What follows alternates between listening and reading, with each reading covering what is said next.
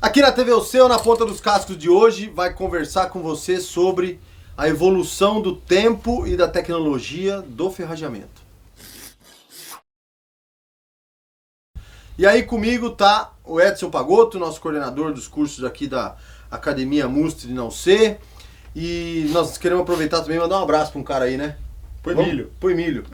O Emílio de Mogi das Cruzes. Valeu, Emílio. O Emílio participou dos cursos aqui com a gente e assistiu a gravação aí, ficou com a gente aqui curtindo uns dias. Abraço pro Emílio.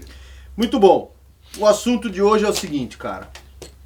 Eu conheço você há uns 30 e tantos, 40 anos quase. E aí vi você começar a ferrar. Lá atrás, nos anos 90, final dos 80, 90. O que, nesse passar dos anos, o que, na sua opinião, mais evoluiu, não precisa ser uma coisa só, o que você sente que mais evoluiu no ferrageamento de quando você começou para hoje? Muita coisa, né? A maneira de se ferrar cavalo é a mesma de milhares de anos atrás. Né? Você vai falar assim, porque o ferrajamento é uma coisa estática, tá? Não, a coisa evolui. O jeito de você ferrar cavalo é o mesmo.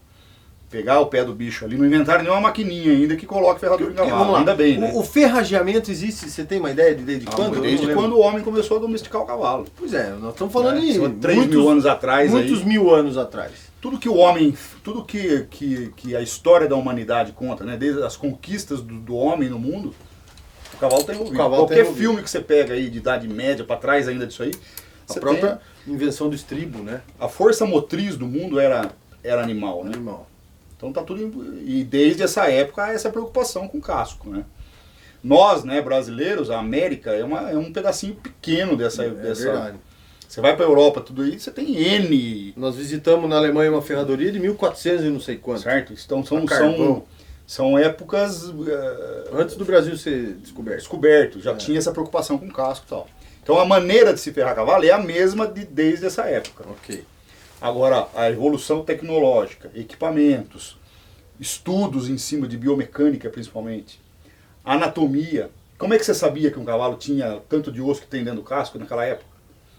Não tinha raio-x, não tinha nada. E a relação, né, de aparelho locomotor com ferradura, né? Quer dizer, parece meio óbvio, mas é uma coisa que foi muito estudada, né? Então demandou muito tempo para chegar nisso aí hoje. Então há uma evolução crescente e a gente está em evolução, né?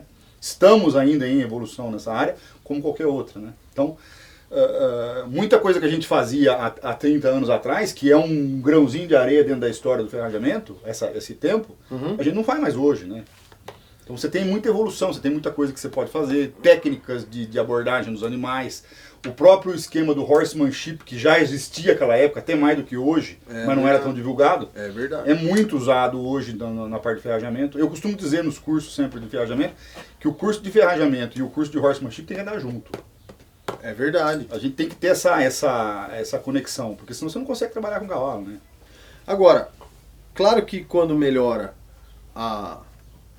o conhecimento, né, melhora o trabalho, mas também evolui o equipamento, a própria ferradura em si. Tudo. Né? Porque você vê, vamos pegar, se a gente imaginar o próprio catálogo da Mustre, você tem tipos diferentes de ferradura para necessidades diferentes. Né? São N modelos, N tipos, vários e vários e vários, né?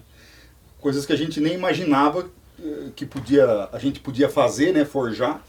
Hoje você tem empresas que produzem, né? Então a gama de equipamento melhorou demais o trabalho da gente e a quantidade, a variedade que você tem, né, de ferramentas aí para tudo, né?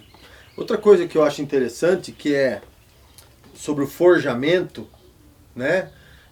Claro que para todos os cavalos que você, por exemplo, ferra, você não vai sair da barra de ferro para forjar a ferradura inteira para aquele cavalo. Sem dúvida. Mas também fica claro que é importante que você saiba forjar uma ferradura inteira do zero. Mas a modificação da ferradura, o ajuste final da ferradura na forja, né? Eu costumo dizer o seguinte, o ferrajamento tem que ser uma coisa dinâmica. O lance de você dominar a arte de forja é essencial, é extremamente importante dentro da área. Você tem que saber fazer ferradura. Uma inteira. Senão você é um pregador de ferradura. Você tem que saber a técnica de forjar para você saber como é que você vai modelar uma ferradura. certo? Então, nos cursos a gente tenta passar isso aí. É importante a forja? É extremamente importante a forja. É óbvio, é claro, que hoje você tem uma logística e tem uma empresa, né, voltada para a produção de ferraduras que te economizam demais o tempo de serviço. Mas o forjamento não deixa de... Mas você tem que saber forjar. Você tem que saber dominar a arte de fazer uma ferradura. Para poder trabalhar numa ferradura pronta. Certo? Fazer as modificações necessárias. Hoje é certo você afirmar, no seu caso, 100% das ferraduras prontas que você pega vão para a forja. 100%. Por causa daquela história da ferradura se adequar Sempre. no casco. Eu posso até não ferrar a quente algum cavalo. Trabalhar com ela frio, mas eu preciso trabalhar forjando, modelando essa ferradura, nem que for frio. Nem que seja frio, exatamente. Modificações que a gente não tem necessidade de aquecer, mas eu preciso trabalhar nela. Então não existe você ferrar um cavalo sem trabalhar na forja. Trabalhar na bigorna, modelando na modificação, ferradura. Não necessariamente na forja, mas na modelagem da ferradura. Na modelagem. Veja bem outra coisa. A gente sabe que o esporte mudou muito a utilização do cavalo. O cavalo de trabalho é uma coisa, sim, e o cavalo de esporte passou a ser uma outra coisa. O quanto a gente sabe que é muito, mas o quanto a ferradura faz parte de um resultado final muito. De um cavalo ganhador? Uma porcentagem enorme. Eu não vou saber mensurar para você o quanto, mas você compara com uma corrida de carro. O quanto um pneu resolve uma corrida de carro. Funciona para um piloto ou não. Beneficia uma equipe ou não.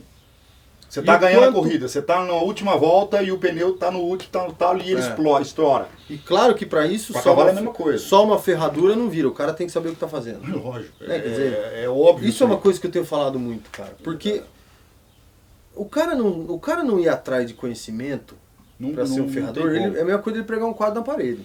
O problema maior que eu vejo é o seguinte, às vezes já mudou muito isso aí para melhor. Mas ainda há a consciência do treinador ou até do proprietário da economia do serviço. Um cara especializado custa tanto. Um cara que não é especializado custa muito menos. Se você tem um problema de saúde, um problema grave e tal, você vai aonde? Você vai no especialista. Isso o custo é maior, é óbvio. Só que a resposta que você tem em cima desse trabalho é completamente diferente. Então, é extremamente importante o cara se especializar no que está fazendo, conhecer, ganhar conhecimento com o tempo, aprender e investir nesse conhecimento. Eu não consigo mensurar hoje, eu não consigo ter ideia do quanto eu já investi em conhecimento, aprendendo cursos e acompanhando ferradores e gastando com isso aí, entendeu? É muita coisa. Não, e quando você fala de investir, não estamos falando só de dinheiro, nós estamos falando de dinheiro, de tempo. Nós estamos falando de erro. Exatamente. Quanto você errou para acertar hoje. Quantas vezes a gente está em curso, às vezes você fala assim, o cara põe a mão no lugar errado no casco do cavalo e tal, você vai machucar a mão. E você fala você fala duas, você fala 3 vezes. Aí a hora que o cara fala, machucou a faca, pegou na mão, ou tomou uma martelada, o cara falou, mas que boca que você tem. Não é a boca, não é a vivência. Você está vendo que vai acontecer, porque já aconteceu com você isso aí. Então esse tempo de experiência da gente conta muito, né? Pra gente encerrar, o quanto nesse tempo todo que você está nessa profissão, você enxergou uma evolução por parte dos proprietários e treinadores? Não, houve uma melhora boa. Da conscientização da necessidade de um trabalho bem feito. Sim. O cavalo tem um lugar especial dentro dessa relação de homem e animal, né? Então, o cara que gosta do cavalo, ele não liga de investir, de gastar um pouco mais, porque ele quer o bem-estar do bicho, né? E a gente vive hoje um pool de coisas relacionadas a isso grandioso, né? Uma coisa muito preocupante até. Às vezes até passa um pouco. Passa às vezes um pouco também, exatamente. Mas então você sente que na média as pessoas estão mais preocupadas com isso? Sim, sim. Uma preocupação grande no bem-estar, uma preocupação grande no desempenho, né? E tudo isso leva ao foco final, que é o cavalo estar em posição boa de fazer o que faz, né? Legal. Né? Muito bom. Quer falar mais alguma coisa? É bom estar aqui, legal a gente trocar ideia assim, né? Eu ia falar isso. Não é verdade? Como é importante. Grava só os programas às vezes sem técnico muita... demais.